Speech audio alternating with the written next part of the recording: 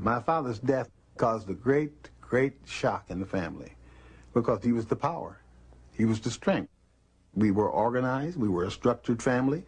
When we got out of school, me and my brothers and sisters, we'd come right home and go to work in the garden, clean up the chicken shed, and get ready for the night.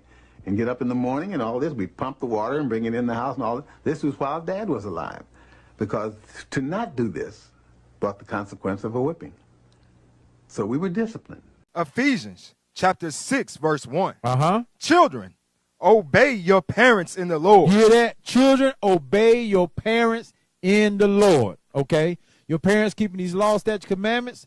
Even if your parents ain't keeping these law, statutes, commandments, you still should honor your honor your father and your mother. See, a lot of times we've been trained to put the mother first and put the father last. That's not how it rolls. According to the Bible, God says, honor thy father, okay, because he's the head, he's the lead, and thy mother, okay, which is the helpmate, okay? That's the father's partner, okay? That's who brought you forth. So the scripture says, children, obey your parents in the Lord. Read on.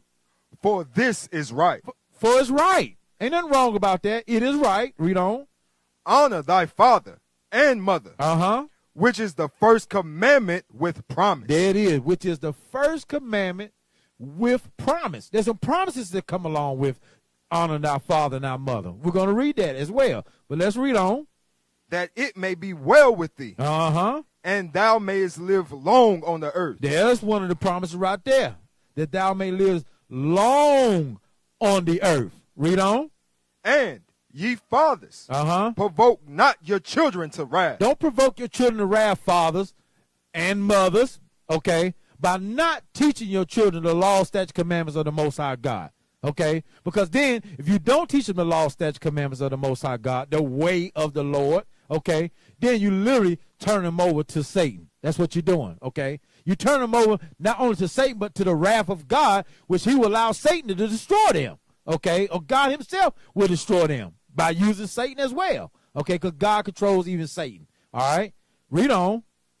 But bring them up in nurture and admonition of the Lord. In the what? Admonition of the Lord. Bring them up in the admonition of the Lord, the way of the Lord.